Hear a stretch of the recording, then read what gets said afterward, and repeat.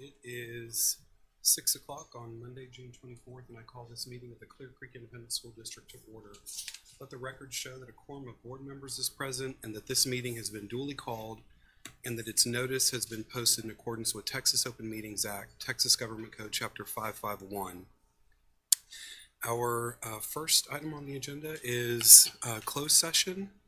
And so at 6:01, the board will now move to closed session as authorized by the Texas Open Meetings Act, Texas Government Code, Section 551.001, concerning purposes permitted by the Act, including 551.071, consultation with attorney, 551.072, deliberation regarding real property, and 551.074, deliberate the appointment, employment, evaluation, reassignments, duties, discipline, or dismissal of a public employee, or to hear a complaint or charge against an employee.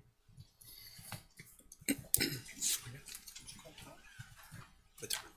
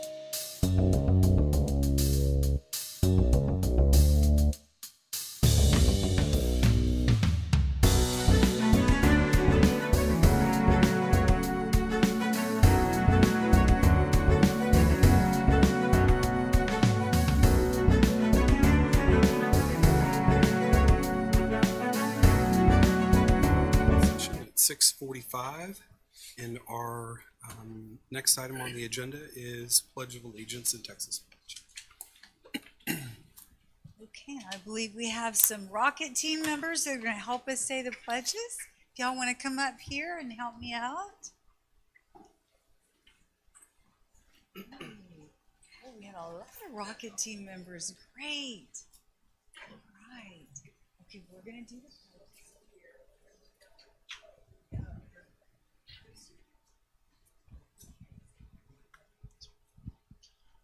I pledge allegiance to the flag of the United States of America and to the republic for which it stands, one nation, under God, indivisible, with liberty and justice for all. Honor the Texas flag. I pledge allegiance to thee, Texas, one state under God, one and indivisible. And please remain standing for a moment of silence.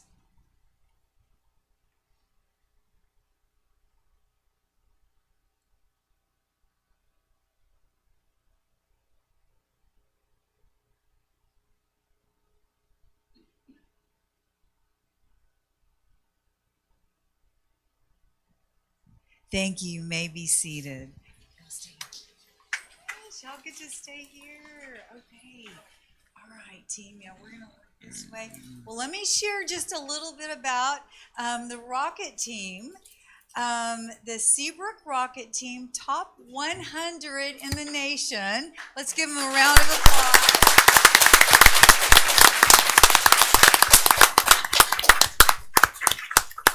Oh, we're going to bring our rockets up here. Perfect. Thank y'all. So the Seabrook Intermediate Rocket Team was one of 922 teams competing across the United States and beat out all high school teams in the southeast region of Texas. Wow. Seabrook Intermediate was the only school in the region to qualify to attend. They made the top 100 in the nation and got invited to the 2024 National Rocketry Challenge in Washington, D.C. in May. We have many of the Seabrook Rocket Team members here with us tonight, along with their sponsor, Mr. Joe Miller. So, Mr. Miller, come on up. Yes.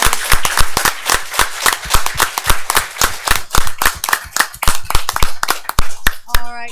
So, well, you have to tell us, so what makes a winning rocket team? Say it loud. Teamwork. Teamwork. What else? Huh? A good design. A good design, and that comes from teamwork. Wow, that's awesome. What else? Skill. And how do you develop your skill? I don't know. Do you have natural skill, and do you work at it some? Practice. Okay. Oh, you practice? Heard that over here too. So a lot of practice, a lot of skill. What else? Oh, you practice everyone. Scheduled practice. That's good. Scheduled practice is very good, actually. What else? Rockets work. Excellent. What else?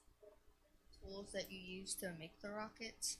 Okay. So you have to learn the tools. And can you explain your rocket to us? Somebody, can you explain that?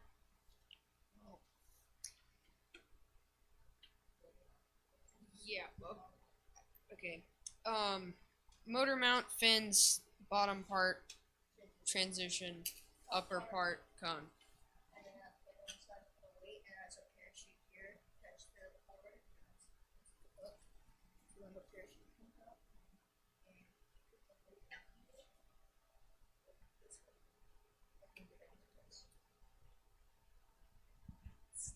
Okay. So how long does it take to create this rocket? 2 months? 2 weeks or 2 hours or something. Every now and then rockets, that's part of the business, right? That is part of the business. It's amazing how it takes them like 3, maybe 4 months sometimes to get one built, or 2 months. So, but once they blow it up and destroy it, they get it up and turned out in 2 weeks. So they learn. That is outstanding. Well, and Mr. Miller's class, is it boring? No, I've been in there. It is the most exciting class. So Just lots of energy and lots of excitement, right? Yes, absolutely. Thank you so much for leading these students and engaging them. We are so proud of y'all and representing us, but just the learning and the teamwork and the collaboration, critical thinking that you do every day. So thank you, Mr. Miller, and thank you, Rocket. Team, we are so proud of you. Thank y'all very much. And you've got parents? We're going to get a picture. Oh, we all get medals. We get medals and we're going to get a picture. We got to come this way because we want to be by the star. We need to. Yes. Oh, yes. We're just going to scoot down. There we go. And if you're parents, do we have grandparents? Parents? Yay. Thank you. Everybody wave. Yes. Not good picture.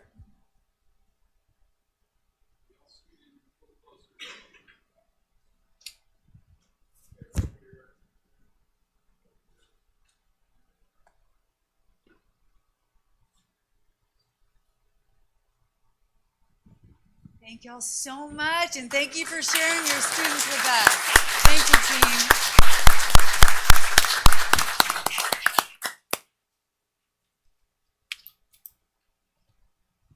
Well, moving to the International Science and Engineering Fair, Society for Science Special Awards, Clear Creek ISD had 2 students who took home honors during the International Science and Engineering Fair Awards. Congratulations to Melina Kumar from Clear Lake High School for receiving the Presidential Scholarship for her entry in animal sciences. Come on up, Melina.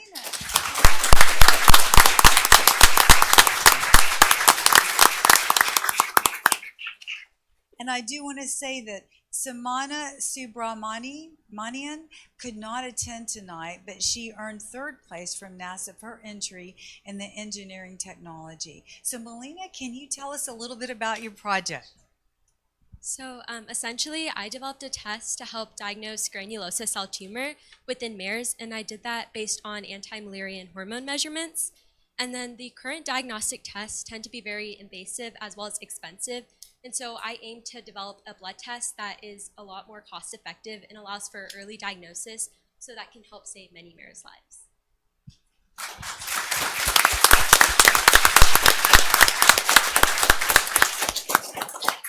We are in great hands, aren't we? We are so grateful for you taking advantage of your opportunities. Teachers, principals, yes, Ms. Raska, come on up. Yes, we'll get a picture.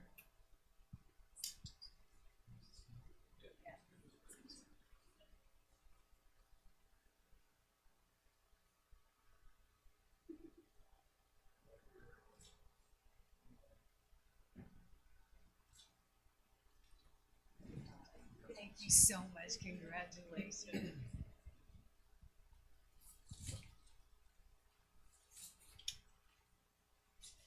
Okay, we're going to move to adults. For our final recognition, the Clear Creek Independent School District is pleased to announce the 2024 Substitute Employees of the Year. Audrey Soto was nominated for going above and beyond her substitute duties by Hyde Elementary.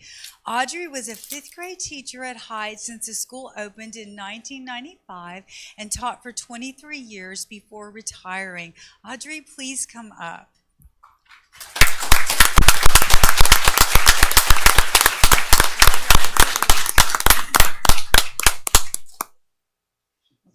And stay up here. Now we're going to move to intermediate.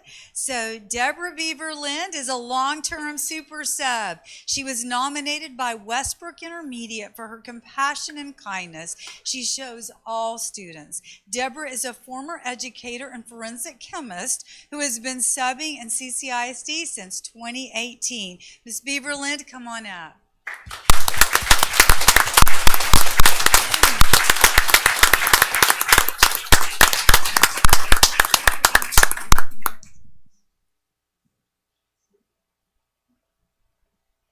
In high school, Miss Kara Sue Ellis was nominated by Clear Lake High School for always looking for ways she can contribute beyond the classroom and for always making her students feel valued. Kara Sue graduated from Clear Lake High School and retired as a teacher there in 2016. Come on up, Kara Sue.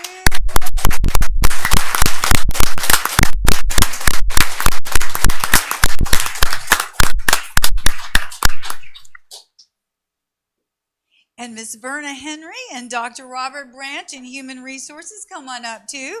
They have plaques to present to our 2024 Substitute Teachers of the Year.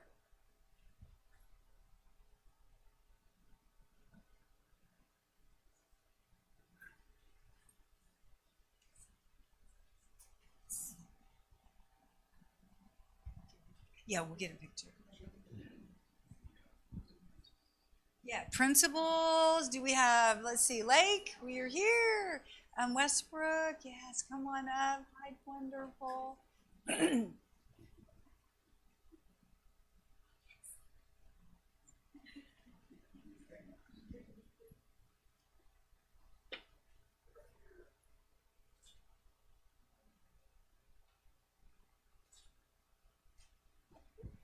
Wait, before y'all, okay. I do have to ask if this is okay. Okay, being a substitute is not easy. I'm just saying. Students in the room, is being a substitute an easy job? No, I'm just telling you. It is not an easy job. So can you tell us a secret for being a great substitute? You genuinely have to care for the kids.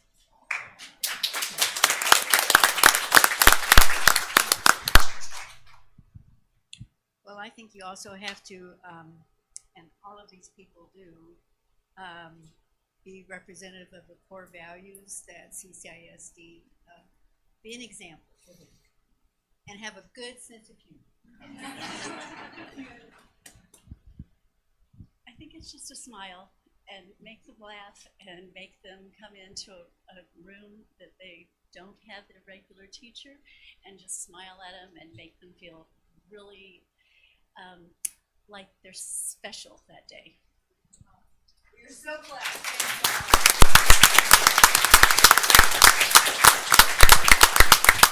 Thank you.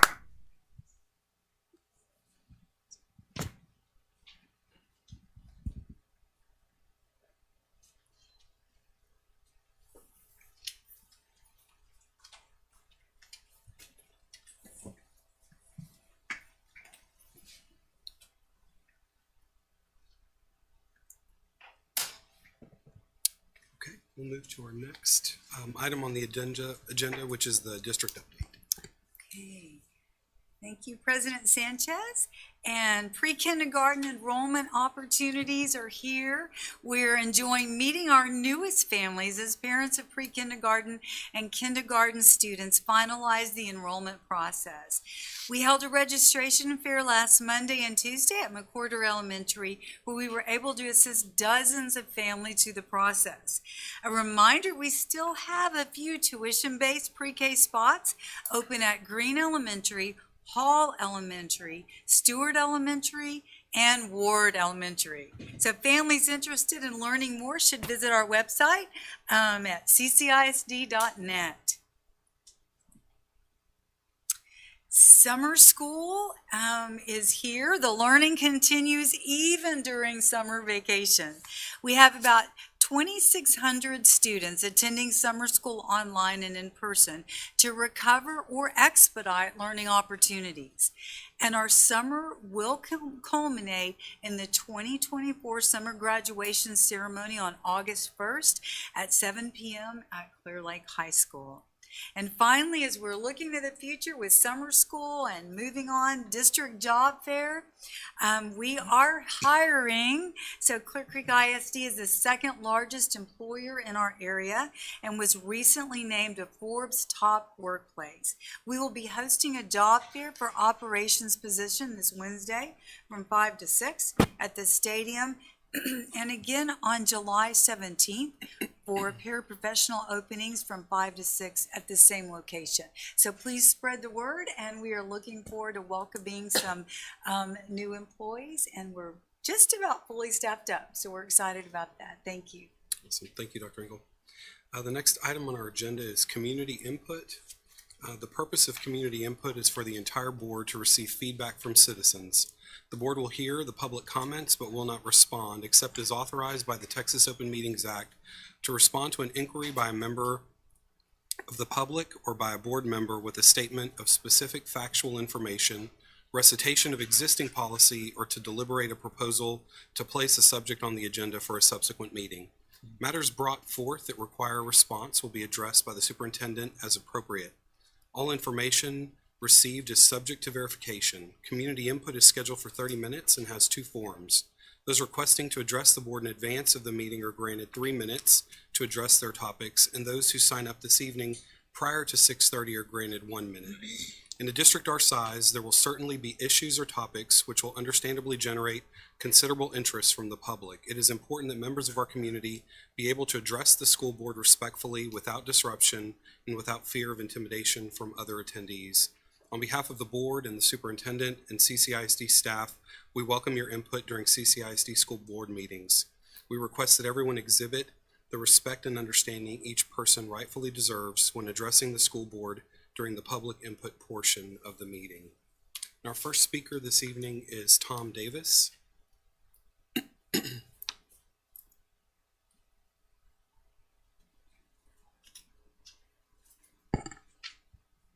8.5 by 11, 1 month early. Thank you to the board and the administration for everything you do to support parental authority, teacher pedagogy, and the future of our boys and girls. But the story, no pun intended, doesn't stop there. For over a decade, the 2023-24 president of the American Library Association has advocated for changed library cataloging practices, including for the explicit age-inappropriate titles others have complained about here in our CCISD libraries. Allow me to draw attention to an article in the Library Quarterly, a double anonymous peer-reviewed academic journal published by the University of Chicago Press. Emily Dobrinsky wrote this article 10 years ago in 2013, and she submitted her paper on an anonymous basis, which allows controversial new ideas to be peer-reviewed without damage to reputation if the paper is rejected. Her paper was accepted and published over a decade ago, and now we can examine it. Quote, mobilized by petitions to the Library of Congress, missives in library journals and newsletters, and organized responses within the ALA, the first program of ALA's Task Force on Gay Liberation was called Sex and the Single Cataloger, a session about the trouble with headings for gay and lesbian materials, Gouge 1998. Librarians since the 1970s have made it their business to critically read subject headings for bias, arguing often successfully for changing subject headings to ameliorate bias and altering classification structures to fix the ideological stories told by the classification scheme. The title of this paper, by the way, her words, not mine, Queering the Catalog, Queer Theory and the Politics of Correction. This would have been trivial to me except for the tangible result, overt challenges to the innocence of our boys and girls in our school libraries and in some classroom libraries. Others have read out loud from titles on the ALA censorship list. I salute their courage, and I am here to tell you and them that they have a point. The first definition of queer is odd or unusual. Most of us avoid this usage because the second definition is denoting to, or relating to a sexual or gender identity that does not correspond to established ideas of sexuality and gender. Note that the definition says established ideas and not reality. Does this explain why feminists are now called TERFs and males are competing against females in high school and collegiate sports? Thank you for your 3 minutes. Thank you. Next speaker this evening is Reggie Jenkins.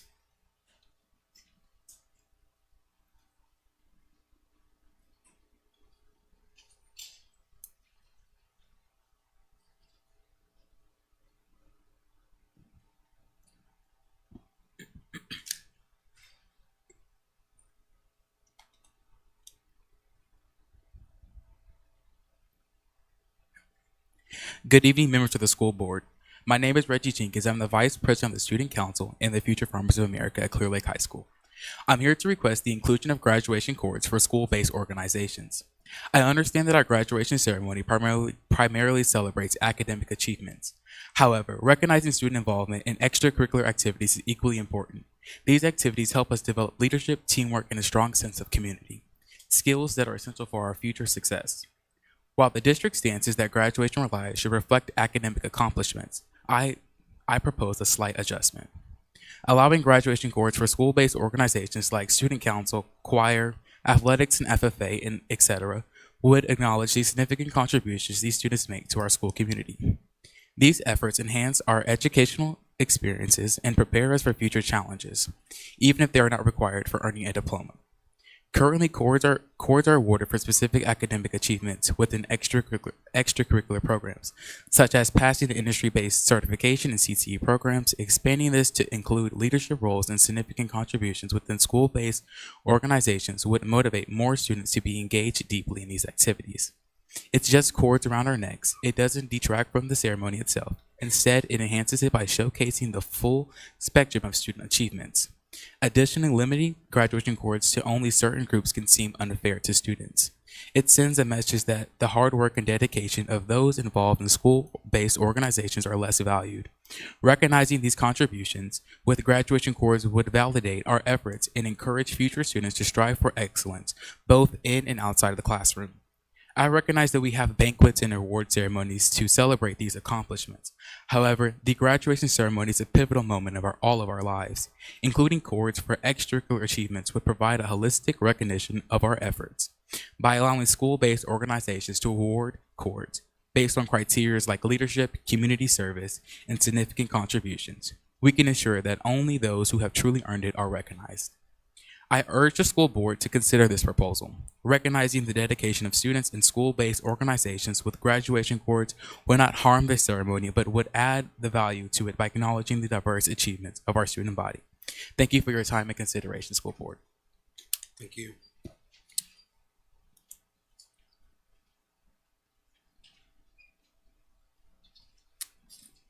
Our next speaker is Jackie Rasco.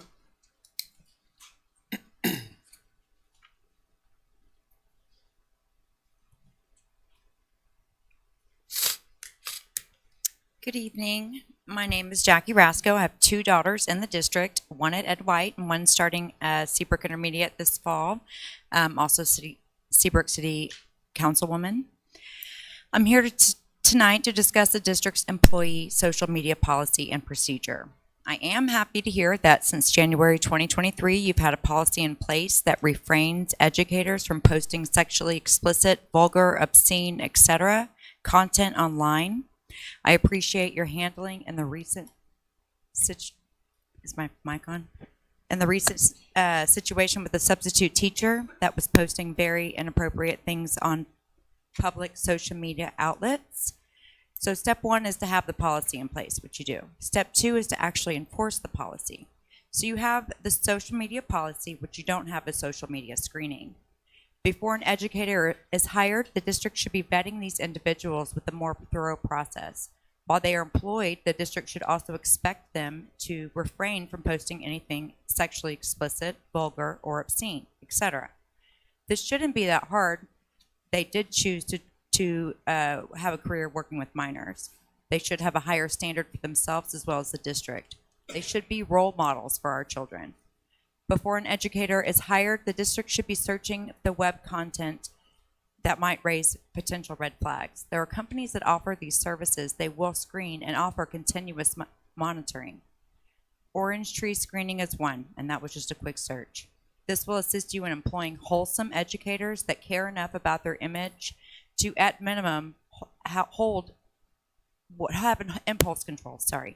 Before you say it's not in the budget, please consider what the cost of lawsuits would be. For instance, you were to hire a teacher who has inappropriate content online, and then that teacher decides to take a step further and acts inappropriately at school. People who brazenly post inappropriate content online are not people who should be trusted with our children. I'm asking the district to get ahead of this. It shouldn't be me or a teacher telling me something and me telling you. You need to get ahead of this. And for the record, this is not the first time it's come up. Please be proactive instead of reactive. Our kids deserve it. Thank you for your time. Thank you. The next speaker is Ann Hammond.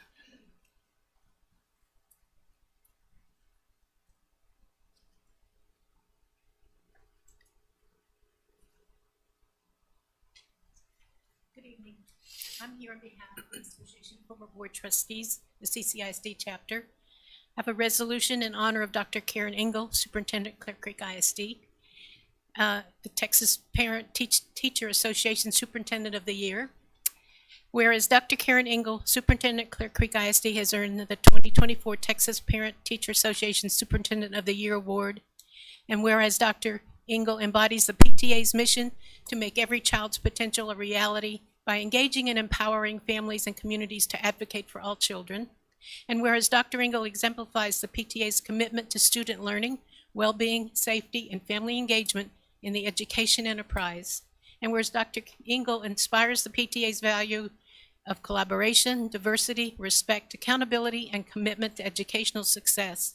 And whereas Dr. Engel's deep, enduring connections to our region and to the district's many constituencies serves as a model for all educational leaders.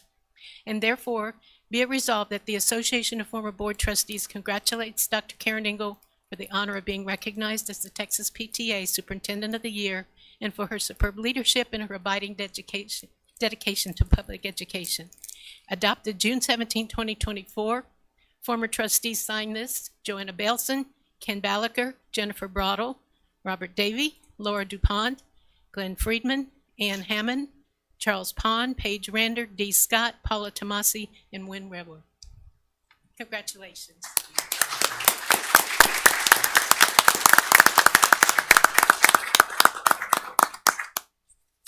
Thank you. Our next speaker is Gina Zanor.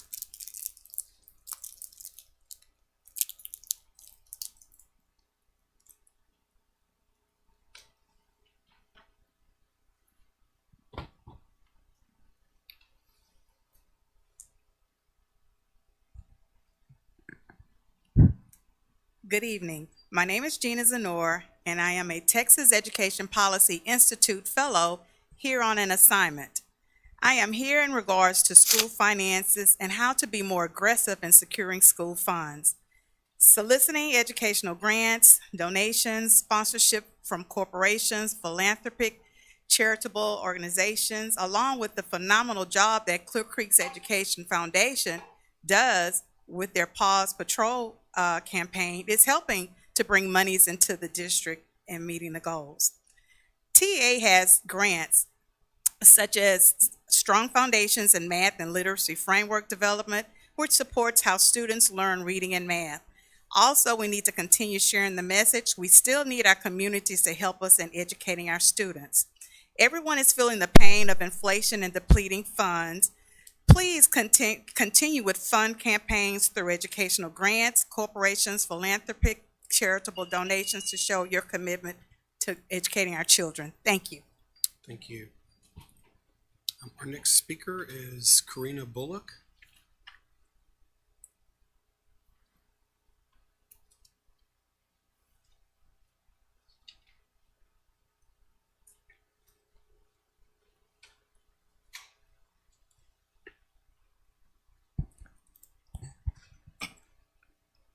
Good evening.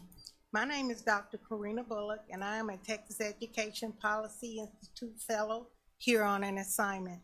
I applaud and extend a hearty thank you to this board in considering budget funds for online mathematics curriculums. I have 2 points of emphasis.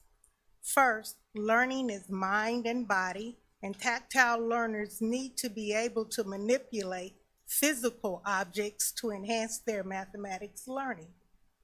Secondly, although it is against the state law to use the curriculum of the Common Core state standards, it is not against the law for teachers to use the instructional materials and resources. Please consider providing mathematics training to teachers on how to incorporate the Common Core mathematics instructional materials as it pertains to the TEKS curriculum. Common Core was created to ensure our students can compete in today's global society with other students around the world. Thank you. Thank you. Our next item on the agenda is action on closed session. I'll entertain a motion. Mr. President, Mr. Cottrell? I move that we approve the superintendent's recommendation for Mr. Shane Zielinski to the position of high school associate principal at Clear Springs High School. Thank you. Mr. Cottrell, any comments or questions from the board? Seeing none, all those in favor, if you raise your right hand. It passes unanimous. Dr. Engel? Yes, thank you very much. Mr. Zielinski is currently an AP at Clear Creek High School, has been an AP at Clear Falls, did a little bit of time in Pearland, but came back over here, and is actually a graduate of Clearbrook High School. He started his teaching career at Clear Lake High School, and was actually head wrestling coach and a varsity football coach. So a lot of extensive engagement here in our district and experiences. And the one team he hasn't supported so far are the Chargers. So he has been in every high school, comprehensive high school building except for Springs. So we look forward to him bringing all those talents to Clear Springs High School. Thank you. Thank you. Thank you, Dr. Engel. Next item on the agenda is consent agenda. Would anyone like to pull any items? Seeing none, I'll entertain a motion. Mr. President, Mr. Cunningham? I move that the board approves the consent agenda as presented. Thank you, Mr. Cunningham. Any comments or questions from the board? Seeing none, all those in favor, if you raise your right hand. And it passes unanimous. Thank you. Next item on the agenda is consider approval of 2024-2025 CCISD health insurance premium contributions. Okay, and Ms. Benzai and Ms. Smith are coming up to share this information. Earlier this month, TRS released the health insurance premium rates for 24-25, and they will share this information and propose a recommendation for the district's contribution to health insurance premiums through TRS Active Care. Good evening. My name is Julie Smith. I'm the Director of Business Services in charge of compensation and benefits. So as we do each year this time, TRS announces their medical premiums for the state. And as such, they committed to $500 million to keep our premiums under 10% in terms of the increase. And by doing that, they did increase premiums by 9% for our region. We're in Region 4. However, when we determine our rates, how much CCISD will contribute to these plans, we also have to consider provisions in the Affordable Cares Act. And so when we look at that, there's a formula that requires us to meet a minimum affordability standard. So in doing so, we calculated that we would have to contribute an additional $11 to the employee-only plan. And they look at your cheapest employee-only plan, and that's how they calculate that minimum affordability standard. So last week, when I met with a couple of the board members at the Finance Committee meeting, we originally proposed to increase the premium by $11 for the employee-only tier. But after doing some additional analysis and based on your feedback, we decided that we would contribute $11 to every single plan, regardless of the tier. So as such, the CCISD's contributions to medical plans will be $335 for employee only, $395 for employee plus spouse, $370 for employee plus children, and $420 a month for family coverage. Do you have any questions? Thank you. Any questions or comments from the board? Not a question, but thank you for looking at that and finding a way to make that work.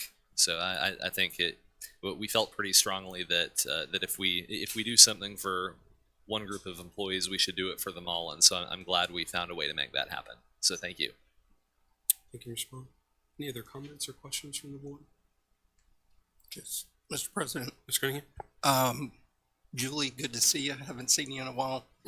Just wanted to thank fellow board members that's on the Finance Committee for making that recommendation and for staff for looking into that. I concur with Trustee Bowen that what we do for one, we should do for all. So thank you for that. Thank you. Thank you. I'll entertain a motion. Mr. President, Mr. Bone? I move that we accept the recommendation of the superintendent to increase the district's contribution to health insurance premiums through TRS Active Care by $11 per month for all plans. The district will contribute $335 per month for employee-only coverage, $395 per month for employee and spouse coverage, $370 for employee and children coverage, and $420 per month for family coverage. Thank you, Mr. Bone. Any other comments or questions from the board? Seeing none, all those in favor, if you'll raise your right hand. It passes unanimous. Thank you. Next item on the agenda is consider approval of the use of capital project funds for facility and transportation related projects. Okay, so Mr. Miller and Mr. Aragon will discuss and seek approval of the use of capital project funds from bonds 2017 and interest for facility and transportation related projects, and we'll turn it over to them. Thank you. Good evening, everybody. We have two projects that total $1,495,105. The first one is a facility-related project, and it is for it totals $195,000, which includes a $10,000 contingency. And what it is, it's a project to make some aesthetic repairs at Clear Creek Intermediate. The plan is to basically, this is down the main corridors of the school, and it is to paint the walls, replace the ceiling tiles with brand new ceiling tiles, and upgrade all the lighting down the corridors to LED lights. And the project was, the principal over there reached out to Franklin, Mr. Miller, and myself, requesting that if we could do some aesthetic fresh ups in that school. So we looked into it and thought it was a good project to do. And the plan is to start immediately and be finished before school starts. Thank you, Mr. Aragon. Any questions from the board? Sure. Mr. President, I'll just say, in visiting Clear Creek Intermediate, it needs, a little touch up, as they say. So thank you for addressing that. I know there's some other issues that eventually I want us to look at. Overflow drains, I believe, down some of the corridors. When the air condition runs, I believe they will drip on the floor. So eventually we need to look at that and address that somehow. So, but Yes, thank sir. you. Thank you for that. Right, I think the mechanical piece, there's a good bit of money in the bond, 2023 bond, to address the mechanical issues. Yep. Some of that may be related to the renovation that's later on in a future bond program, but we're certainly going to do the best we can to remedy that situation with the new mechanical system.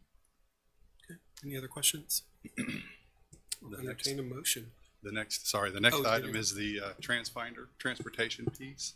I thought I would come down and jump on that one a little bit. So this is something we're really excited about. We've been working on this for a really long time. I think it's been something we've kind of talked about. It's definitely a big, huge change in what we currently have and the capabilities of the current system. So it's basically taking the current system that's a server-based manual data system and going to a cloud-based system that will significantly improve our technology team's modification of data every year, uploading new routing information, those kinds of things.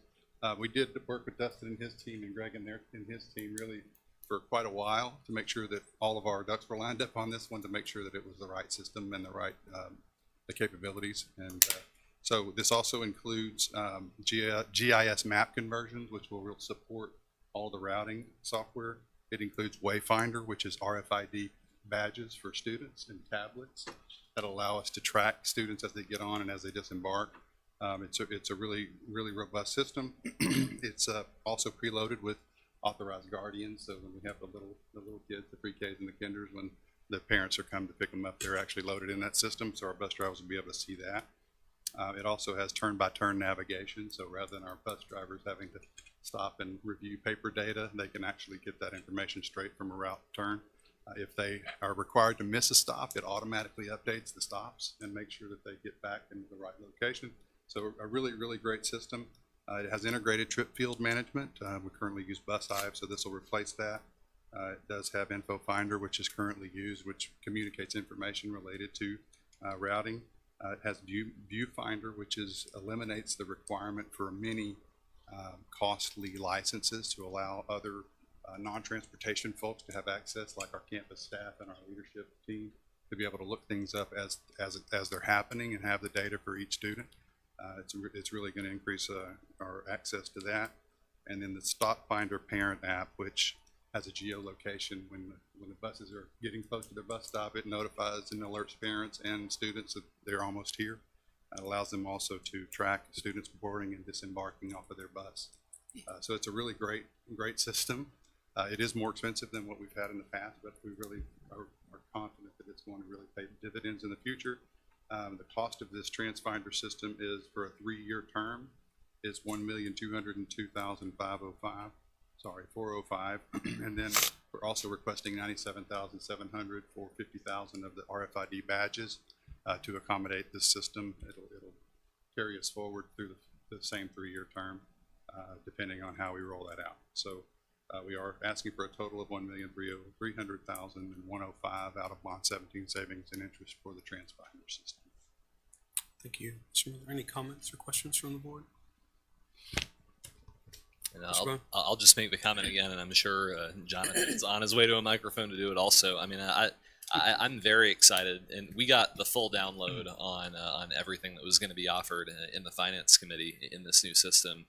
And I think this is going to, there's already been a lot of progress made to solve issues with bus transportation while I've been on the board, and I think this will really take us to the next level. So I'm excited that our parents are going to get to use this, and I hope that this becomes a big leap forward for that department. So I'm really proud of the work that went into it, and I'm glad we're able to do this.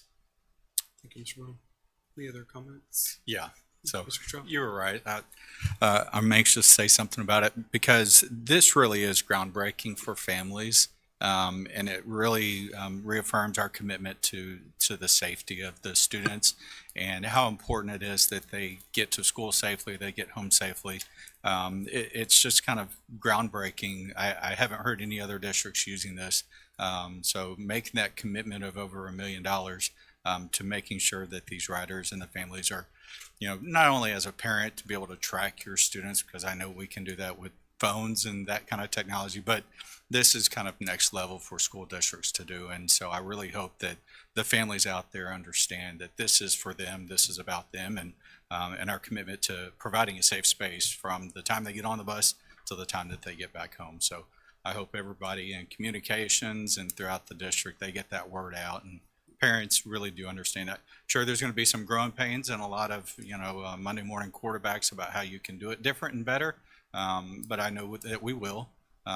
There's, I'm sure, going to be a lot of phone calls and things that it's not working, but again, like anything new in the district, that's going to happen. But this is a huge step forward to that commitment to our families. So we appreciate y'all doing it. I was, like Trustee Bowen said, in finance when y'all presented this, it really is exciting to know that we're doing this, and I hope everybody utilizes it. And so I'm anxious to see it in action. So thank y'all. Great, thank you. Thank you.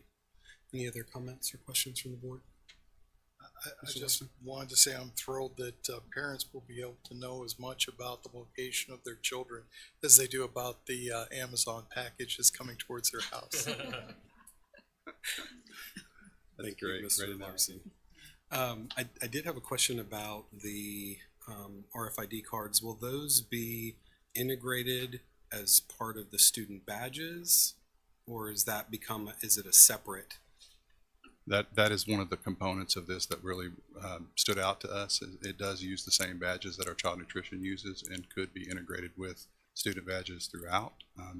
The 50,000 is really intended primarily for the first 3-year rollout of the transportation piece. But they are capable of that. Our current printers that child nutrition purchased a couple of years ago will actually work with these RFID cards. So we're hopeful that as we move forward, as we discussed in the safety committee, that this will actually be something we utilize for other other items within the district. as well. And so the cost technically then would be somewhat reduced annually if there was already a cost associated with badges. These are more expensive badges, so because of the RFID technology that's in them, but presumably, yes, you'd be able to reduce that other badges. The other badge costs. Okay. Thank you. I'll entertain a motion. Mr. President, Ms. Checa? I move to approve the recommendation of the superintendent to approve the use of capital project funds, $1,495,105 for the faculty and transportation related projects. And for facility. Facility, sorry. Thank you. Thank you, Ms. Checa. Any other comments or questions from the board? Seeing none, all those in favor, if you raise your right hand. It passes unanimous. Thank you. And we'll go to the next item on the agenda. Okay, this is related to the funding that you just approved. This is the ILA expenditure increase for ILA 1 GPA Vendor Transfinder Corporation in the amount of $1,202,405. Is that accurate? Yeah. So this just allows us to actually execute the contract with them and issue them a purchase order and move forward with that. Implementation will be a phased implementation. We're hopeful that we'll be able to roll something as either pilots in January or elementary schools in January, with the following remainder of secondary schools in next summer. That remains to be seen as we work through the actual implementation on how quickly we could get that turned around. But that is our hope, to have that completed for next summer, ready to do full implementation by the 25-26 school year. Thank you. Any questions from the board? Seeing none, I'll entertain a motion. Mr. President, I move that we approve an increase of expenditures with ILA 1 GPA Vendor Transfinder Corporation in the amount of $1,202,405 for a 3-year school bus routing software solution. Thank you, Mr. McKay. Any other comments or questions from the board? Seeing none, all those in favor, if you raise your right hand. It passes unanimous. Thank you. Thank you. Thank you. And with no further business, I'll adjourn us at 7:32. Nice. Got it set.